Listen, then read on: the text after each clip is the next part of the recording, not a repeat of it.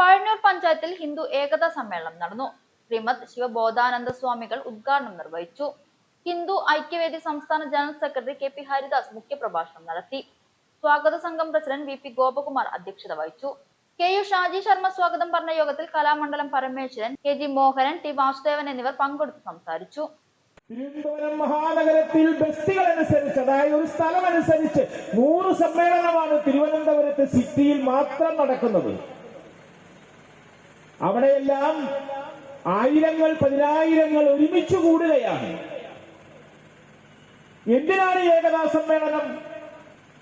നമ്മുടെ സംസ്കാരത്തിന്റെ പൂർവകാലത്തെ കുറിച്ച് സ്മരിക്കുവാൻ, അതായത് ഹൈന്ദവ സംസ്കാരത്തിന്റെ പൂർവകാലത്തെ സ്മരിക്കുവാൻ, ഹൈന്ദവ ധർമ്മത്തിന്റെ വർത്തമാനകാല യാഥാർത്ഥ്യങ്ങളെ മനസ്സിലാക്കുവാൻ, ഹൈന്ദവ ഏകതയുടെ, ഹൈന്ദവ ഐക്യത്തിന്റെ ഭാവി എന്തായിരിക്കണമെന്ന് ചിന്തിക്കുവാൻ, അങ്ങനെ ഭൂതകാലത്തെ സ്മരിക്കുവാനും വർത്തമാനകാല ആകാശലിംഗമായി ആവഹിంచరా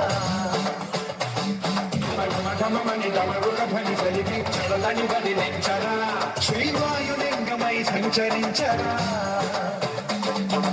అణువణువుల తనతనువున నిలిచి చలనది కలిగించరా.